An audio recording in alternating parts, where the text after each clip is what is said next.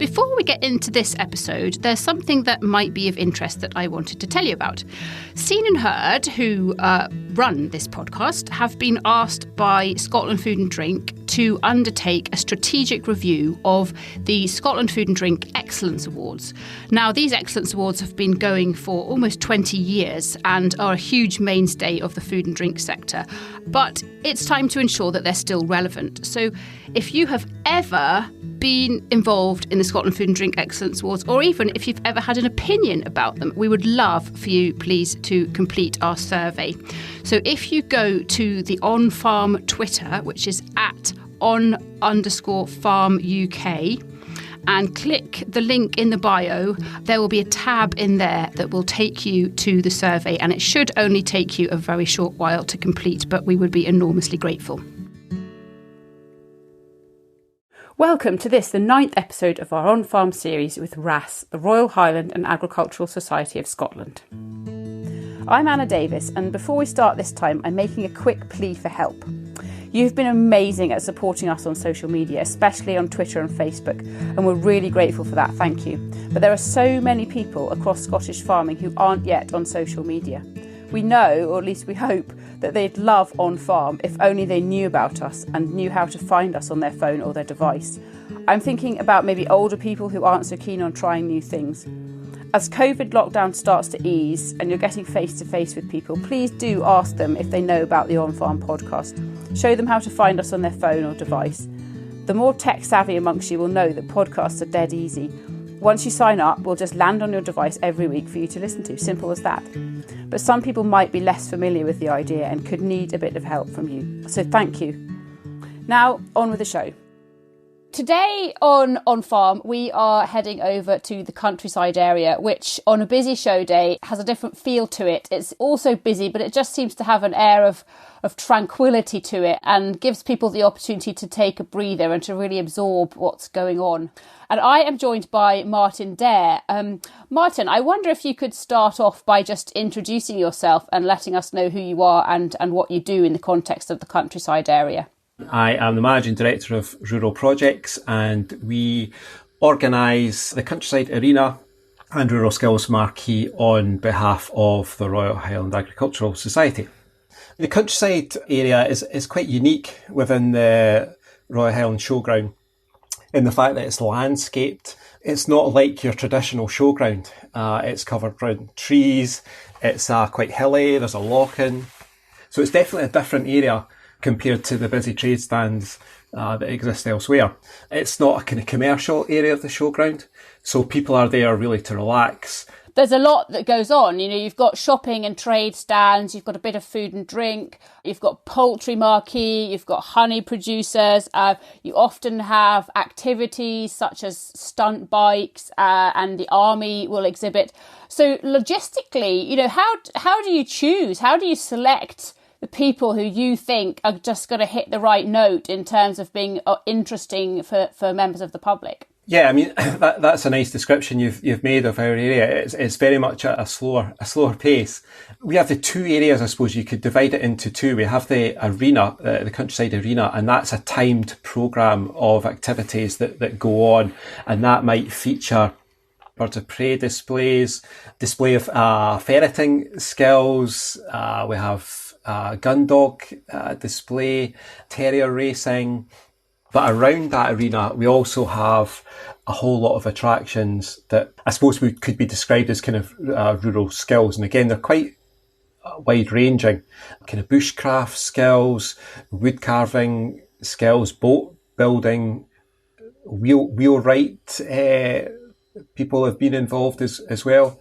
And that's kind of free running. It's nicely spaced out, so the public can come in, have a look at what's going on in the arena, and just mingle around those different areas which surround the arena. And in terms of putting that content together, the brief really that we've been given from the Highland Society and the committee that we work to is to make it hands-on, make it interactive. Again, the wood turning, we've had stone carving. Archaeology Scotland have provided lots of content for children over the years.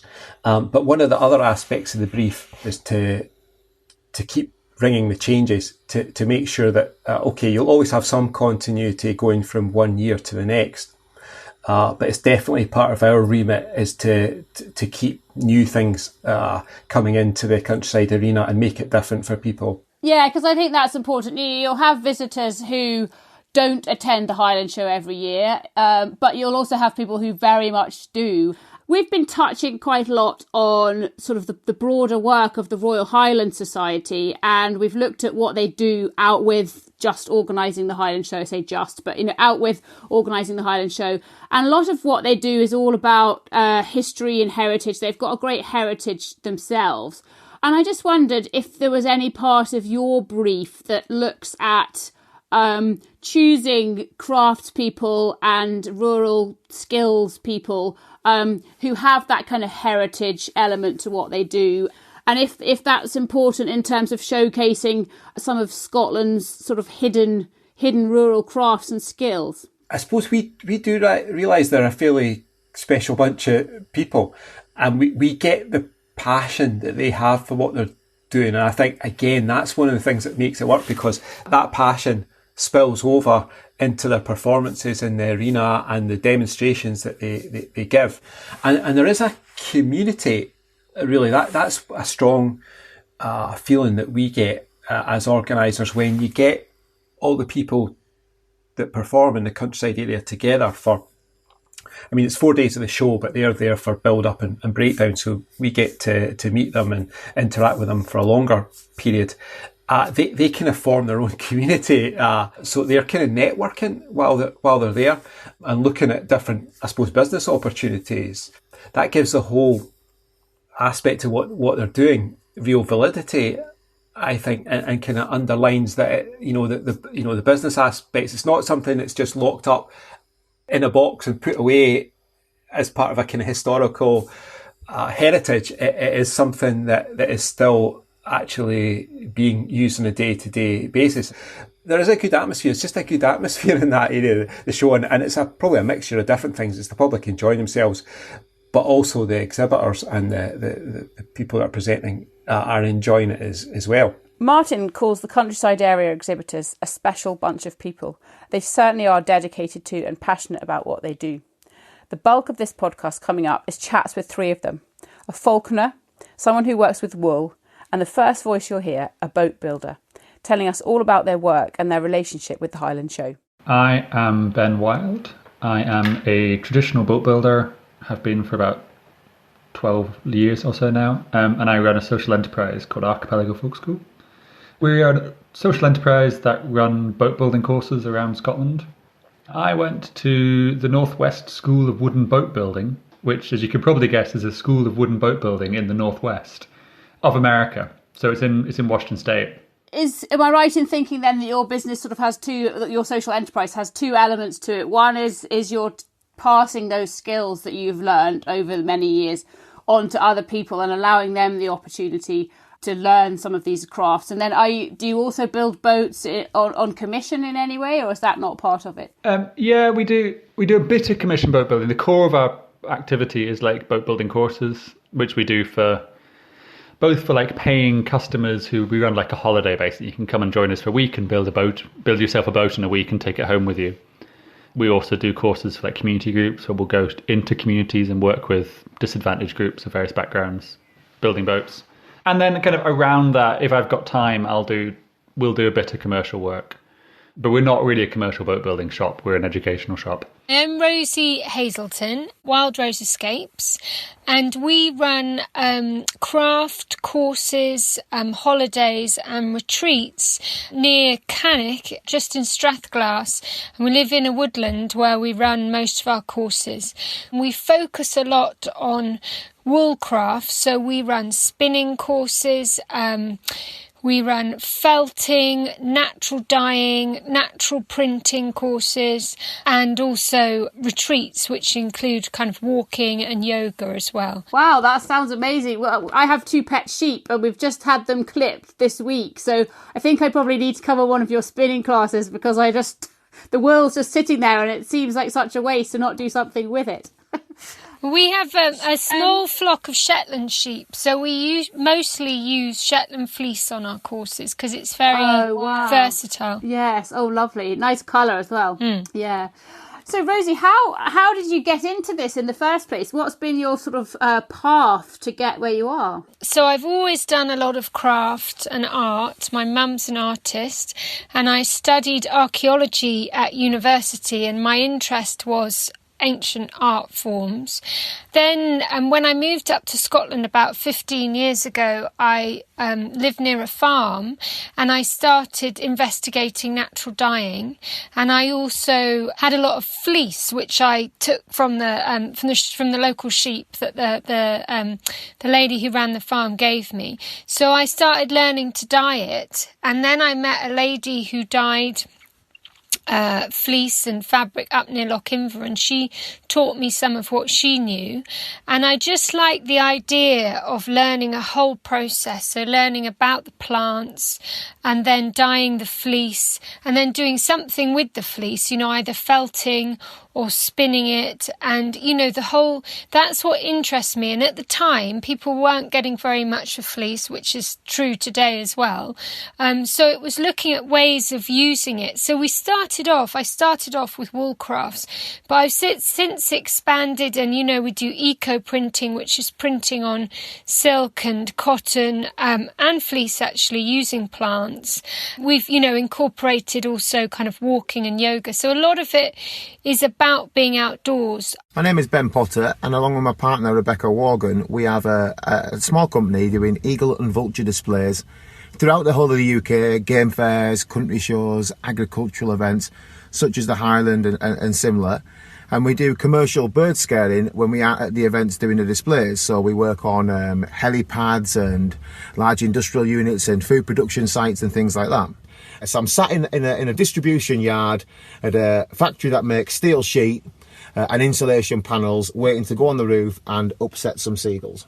Wow, so very much bringing, I suppose, a more traditional activity into the modern era, because you're using the skills that you've got and the birds that you've trained to help with modern industry. Since I was 15, that's all I've done. I've had one job in my life, obviously when I was a child part-time, but I've one job in my adult life, which has been to work with falcons and hawks and eagles predominantly. I've got a few owls and bits and bobs, but I didn't want to just be the guy who goes around doing, Sunday galas and events and shows. I wanted to do it to the best of my ability and with some of the world's biggest and most beautiful and unusual birds. And I also wanted to be able to pay the bills, basically, by doing this too, with a moral direction. So I didn't want to stand on a supermarket sticking an owl on a kid's arm for £2.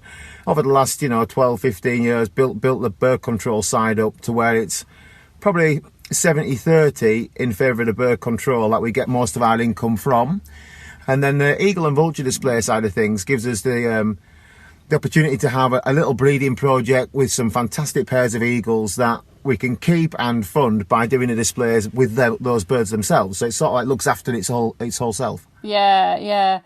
If I was to come and see you at the Highland Show next year, fingers crossed, what kind of thing would I expect to see from your displays? Okay, so we've slightly changed it as the years have gone on, and we've got, I guess, more comfortable at doing these bigger events, and we've tried to tailor the whole display into a real nice themed educational little journey with it. So what we tend to do, myself and Rebecca, we have a large purpose-built vehicle, pull that into the arena.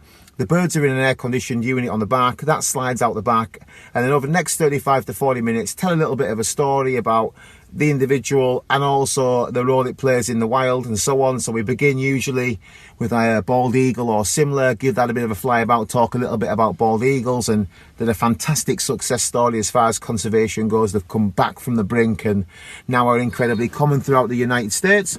And then we look at some of Africa's vultures, and we begin a little story of what happens when an animal dies in the wilderness of Africa, the first on the scene, and we fly that bird, and while that one's doing its thing, the second to arrive on the scene, and we bring that one in, and then a third one, and we have all three flying together. See if we can get that weight moving. Right, jump guys, it's very low. Well done. Right, keep going you, keep going. That's a bit more like it. And then we finish the whole display off usually with the world's largest species of eagle, which is a Steller's sea eagle. I have a pair of these. And I think, if I remember rightly, 2 or 3 years ago, We were doing displays at the Highland and it was like 43 mile an hour gusts of wind. They're so confident and they're so fit by that part of the year. They just fly beautifully well. Yeah. And it doesn't matter. There's like polystyrene and cardboard boxes getting blown about and marquees getting taken down, and we're doing a display with them. And what we're trying to show you is the bird behave the most natural way it possibly can, under a degree of control, in a very unusual environment. Then when it comes in to get herself out the sky, she will dangle her legs, wiggle her bum to try and displace a bit of air and get herself back into this arena with a beautifully well-timed flight and a fantastic finish. Oh, good girl.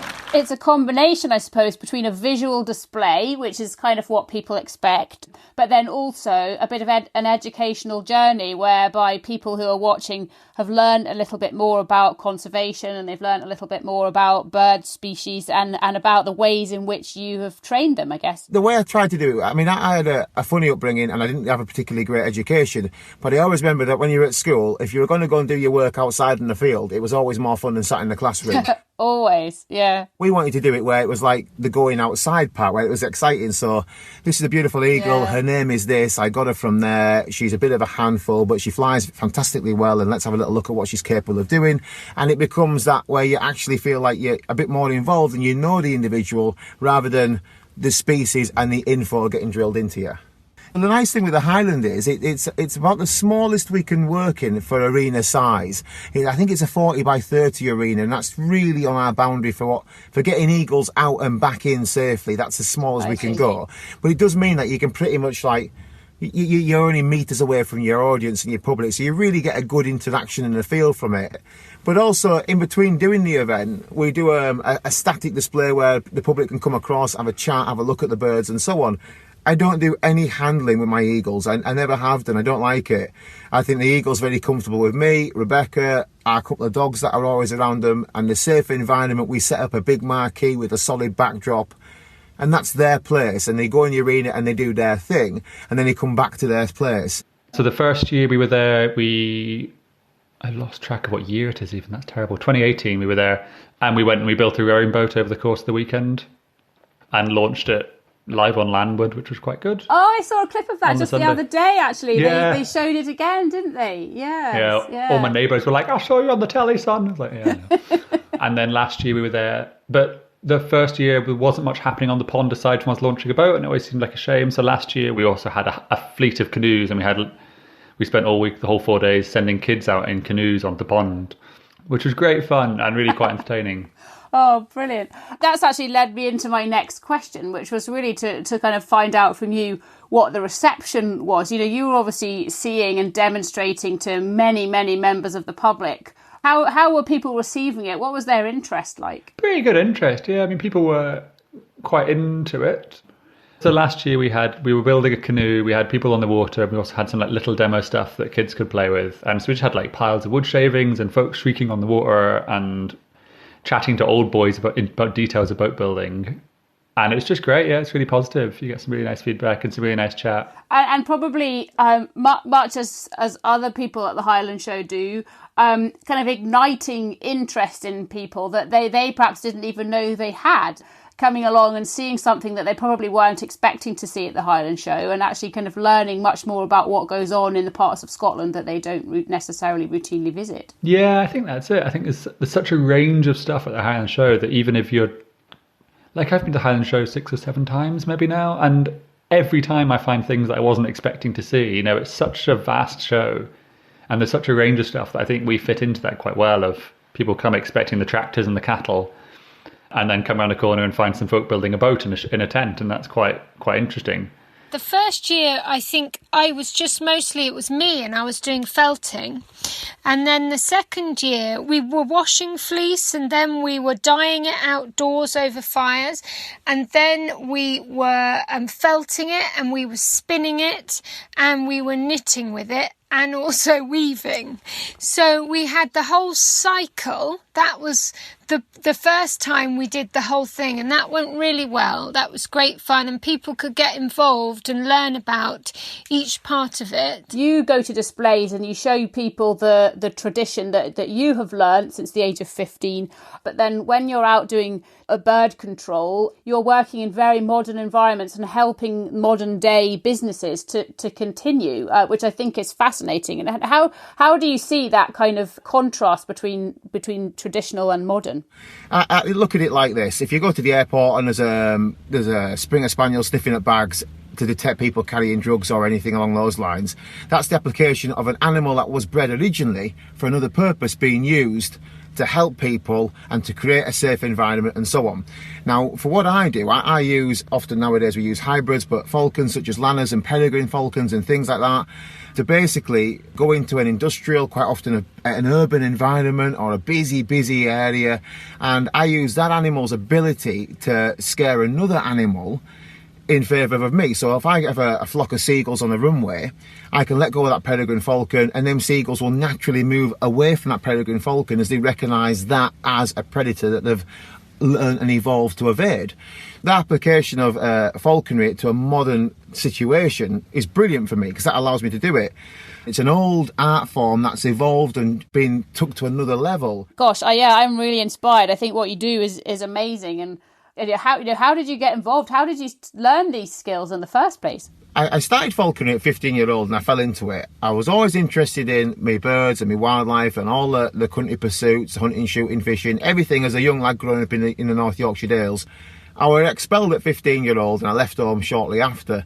And I went to work for a guy who had a falconry centre. And to be honest with you, that was really what turned my whole situation around for me. It gave me an opportunity to work with birds of prey, and it just instantly drilled home with me. Just something clicked and went home with me.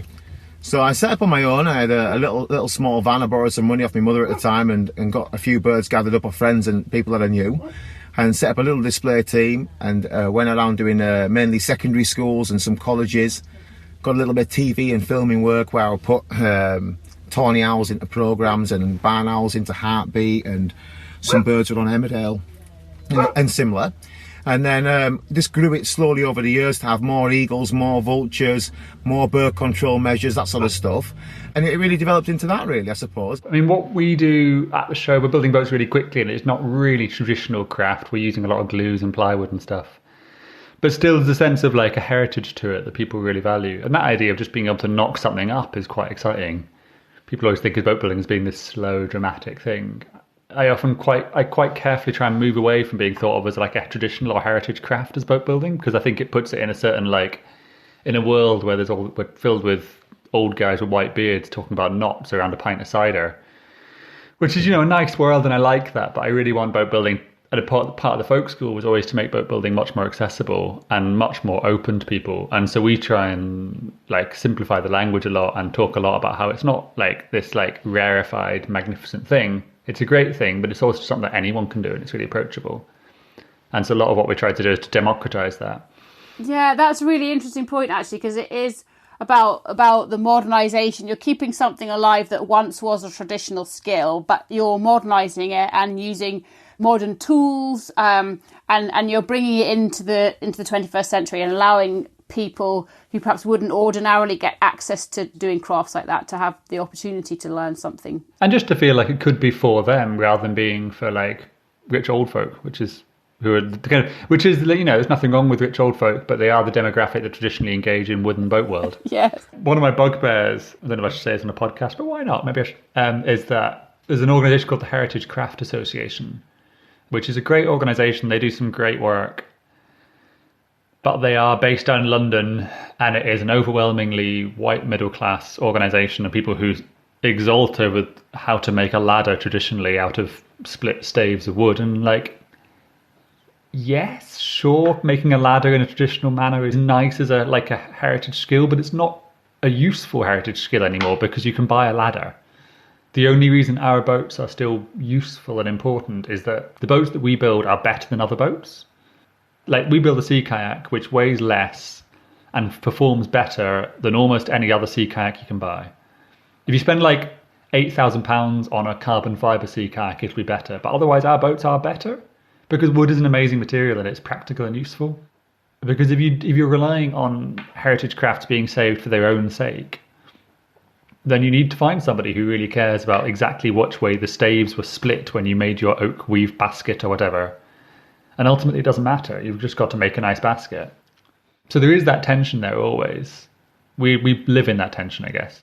One of the things we're talking about in this podcast episode is about trying not to lose these traditional crafts and trying to pass them on. And, you know, my grandma taught me how to knit. I'm not nearly as good and will never be as good as she was, but I have the basic skill. But actually, darning has kind of left our family. My mum, I think, still darns socks, but I certainly don't. And so in a sense, you know, some of these things are carrying on and some are being lost. But I suppose why do you think it's important in a broader sense, beyond just the Highland Show, that people do maintain a knowledge and a skill set in some of these traditional crafts? Today's world, you know, we're very much a throwaway society and not much is made to last. And I think if you don't give children the skills to be able to mend a hole in their jumper or even, you know, their leggings, they just will chuck them in the bin, whereas in fact they could just sew it up or darn it and it's going to last a lot longer. I mean, and I think just also making things for yourself gives you a huge amount of satisfaction. A lot of people who come on our courses, our week-long courses, you know, a lot of them are fairly stressed when they arrive, and focusing in on doing craft for a week, they go back, you know, some of them go back in tears because they've released so much and relaxed so much that they can't believe that, you know, that the craft and being outdoors and has allowed to do that. But I think it's focusing on something other than what's in your head, and spinning or sewing or weaving or felting allows you to do all of that because you're just focusing on what you're doing. So it's so good for your mental health. You know, if you live in inner city Glasgow or Edinburgh, or if you're London or Manchester, and you go to a country themed event and you actually see somebody actually, you know, who has a ferret and he tells you he puts it on a rabbit, or a rabbit jumps into a net and he sells that and makes a living from it, it must be incredible to realise it actually goes on.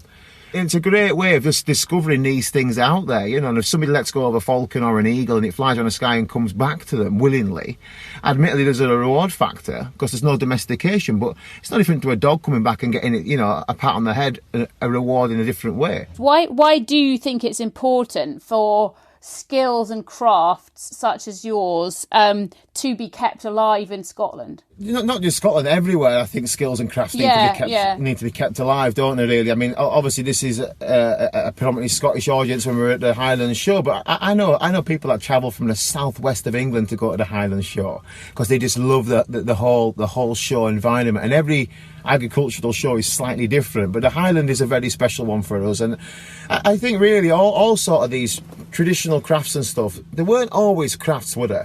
You know, 50, 60, 100 years ago, this is how people lived. The thing that's interesting with boats is, I guess, like quite a few of these crafts, but boats were such the essential possessions of people who lived on the coast. You know, nowadays, if you live in the live in rural Scotland, you probably can't get away without a car. In previous ages, you probably couldn't get away without a boat. All the rural places that people live on the west coast especially, they seem like they're in the middle of nowhere, but if you draw lines on the sea, they're right next to each other. Boats are so integral to the way we used to live in Scotland. We've kind of lost sight of that because we've put roads on top of the land. But if you needed a boat, you built a boat, or you had your neighbour build you a boat. And so they were everywhere. And the sense of need and the way you acquired them was very democratic. And I really like that idea. And I like that it's accessible to everybody. And then when we work with communities that've never built anything really. Like we work with lots of people who've never picked up tools and never had the opportunities to pick up tools, and no one's ever trusted them. We've worked with like 8, 9, 10-year-olds who've never been trusted to do anything, and we'll give them a power drill and tell them to start drilling holes in things. Wow. And their eyes light up. They're like, oh my God, I can't believe you let me do this. I'm like, yeah, it's fine, just go for it. And you know, you watch over their shoulder so it is actually safe, but they feel that sense of empowerment from having a chance to do that. Yes, absolutely. We mentioned before about the use of, like, you know, gun dogs and the use of ferrets and all these different things. You know, I have a friend who He was a fantastic rabbit catcher, ferreter, but he's been using the ferrets to take cables under roads by getting them to go through pipes, taking ropes and pulling cables through, and all sorts of amazing little modern applications. You think, that's so simple, that, you know, and we would lose a lot more, and we're going to lose a lot more unless there's somewhere people can go and actually see this firsthand. Speak to the guy, have a chat with a lassie. You don't have anyone there that's not passionate and not skilled in what they do. That's a premier event. It has the best of the best there, and you're going to see some fantastic stuff. So if you want to learn a little bit more about wild game, you want to learn about cooking, catching, providing for yourself, you want to understand falconry, or you just have an interest in birds of prey or conservation, these places are great to go and talk to people that are just doing it every single day. And that's what I think the best thing about an event like that is. One thing we do at the Royal Highland Show that I really love and that I feel really strongly about is that the canoeing sessions and all the things we do are totally free. And when kids show up and they want to come out on a canoe, they always ask how much it is. And when we tell them that it's free, they can't believe it. They're like, what? It's free? Yeah. Just that sense that you could just have something and someone could just give you a thing and it could just be free because it's fun. Yes. That's actually quite rare. Yeah. And I think that's the sort of thing that we want to hold on to as much as possible. Definitely. So, Martin, we've heard there from three really inspiring exhibitors who all come and show their wares, give us an idea of their skills and what they do at the Highland Show. But I actually have to admit that this episode hasn't panned out the way that I thought it would. And that actually is positive, because I kind of thought that the viewpoint would be that the Highland Show is a vehicle for preserving all types of rural craft in aspic, as it were. But actually what we've heard is that it's also about modernising these crafts. It's about showcasing to the public some of the modern applications. And also, as Rosie touched on, it's about what some of these activities, whether they be outdoor activities or indoor crafting, can actually benefit our lives in terms of giving us a release from some of the stresses that we experience in our day-to-day world. And I just wondered, you know, from a not an outsider's perspective, but because you're very much involved in this, but from somebody who organises it rather than actually doing the craft, I'd love to know what your perspective is on what this all means and what you think of it. Absolutely, and I think they know that themselves. You know, they've expressed that in the interviews that you've done with them. Just turning up to 3 or 4 events in a year isn't going to sustain those skills or that business. It needs to have wider application.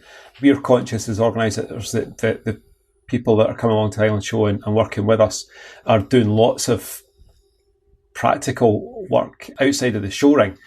Again, that helps to make it authentic. If the public are looking into that arena and seeing a skill, if the presenters are explaining what they do in real life, it makes it, a real skill that people can appreciate and see in wider use. So yeah, no, that's definitely a big part of it. We've done a whole episode further back in the series about the Highland Show as a business event. And I guess that's it. You've probably hit the nail on the head, really, that for any of these heritage skills and activities and crafts to continue into the modern era, they've got to be synced and tied in with business. Otherwise, these people can't exhibit at the Highland Show, they can't engage with you, and ultimately they can't be seen by consumers. That's right. I mean, the Highland Show attracts a really wide audience, both from town and country. And I think when we are putting the programme together, it does give us a good insight into what people from towns and cities might be looking for. That's it for this time. Thank you to Martin Dare, and thank you also to the two Bens, Ben Wilde from Archipelago Folk School and Ben Potter from Birds of Prey Displays. And thanks to Rosie Hazleton from Wild Rose Escapes. It's Monty with you next time with a look at what it means to breeders when their stock takes home rosettes and silverware from the Royal Highland Show.